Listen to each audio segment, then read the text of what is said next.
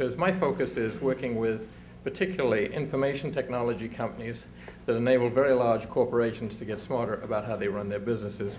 So from my perspective, I've had the privilege of working in South Africa, in New York, in Tokyo, in London, in Paris along the way. And it's been very interesting because the developing markets are moving in various ways. I've done a lot in India. I'm going on a trade mission to China with the New York Stock Exchange and others in April. But my interest in that is the mining area. South Africa has been at the forefront of mining for a very long time.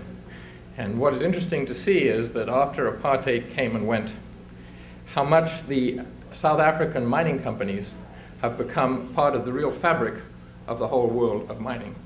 Names like today BHP Billiton. The Billiton part of that is from South Africa.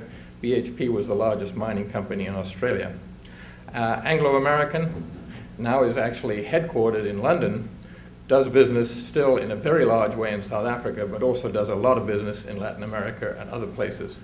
I could go on, but there's a considerable number of these major mining companies that are truly global and doing business in increasingly exotic parts of the world, a lot of it in the BRIC countries that you heard about from Teresa earlier.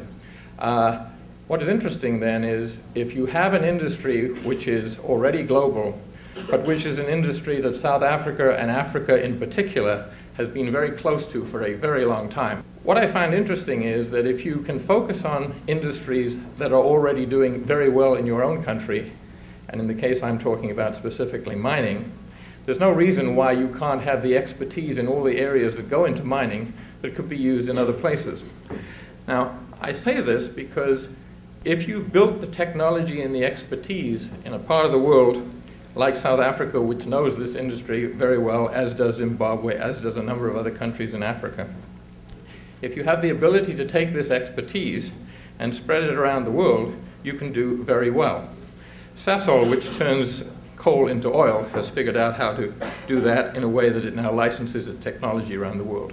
And so I was very intrigued when I was asked by Yuvin to speak today that there was a company that you're going to hear from very shortly, which has spent its time bringing information technology, which is my area of interest, to the mining industry in Southern Africa, and has the opportunity as a consequence to have something that's very scalable at a time when the mining industry has gone truly global. This is a company which has the opportunity to go truly global as well.